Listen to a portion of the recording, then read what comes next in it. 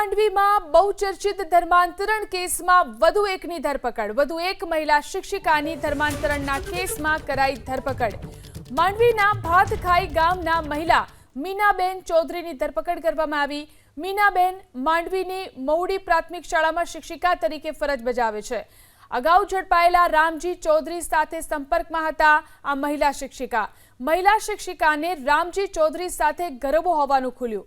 મહિલાના ધર્મ પરિવર્તન સમયે શિક્ષિકા મીના ચૌધરી ત્યાં હાજર હોવાનું ખુલ્યું।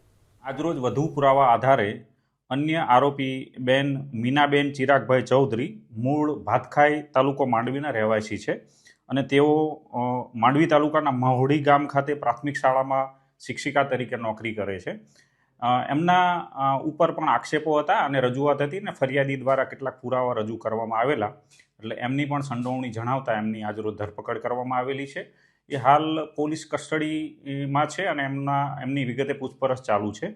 આ બેન છે એમનો રોલ એવા પ્રકારનો હતો કે આ કામના મુખ્ય આરોપી રામજીભાઈ ચૌધરી છે એમની સાથે ઘણા વર્ષોથી સંપર્કમાં હતા।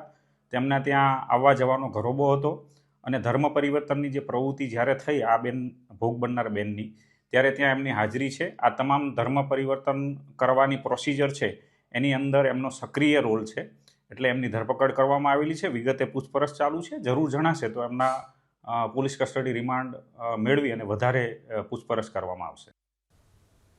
તો સુરતના માંડવીમાં ચાલતા ધર્માંતરણ રેકેટમાં અત્યાર સુધીમાં 3 શિક્ષકના નામ ખુલ્યા છે।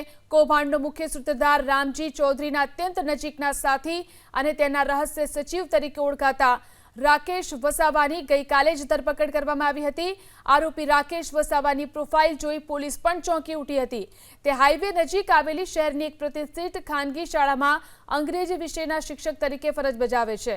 જે શિક્ષક પર બાળકોનું ભવિષ્ય ઘડવાની જવાબદારી હતી, તે જ શિક્ષક પડદા પાછળ ધર્માંતરણના કાળા કારોબારનો હિસાબ રાખતો હોવાનું બહાર આવ્યું। રાકેશ વસાવાના નેટવર્કનો બેકબોન હતો તો ધર્માંતરણની પ્રવૃત્તિ માટે ક્યાંથી ફંડ આવે છે, કેટલો ફાળો ઉઘરાવવામાં આવ્યો અને ક્યાં કેટલો ખર્ચ થયો તેનો તમામ હિસાબ રાકેશ રાખતો હતો। કોનું ધર્માંતરણ કરવામાં આવ્યું અને કોને કઈ જવાબદારી સોંપવી તેનું પ્રોપર રજિસ્ટ્રેશન રાકેશ પોતે નિભાવતો હતો। ખ્રિસ્તી ધર્મના 3 દિવસીય મોટા કાર્યક્રમોના આયોજનોમાં રાકેશે મુખ્ય ભૂમિકા ભજવી હતી।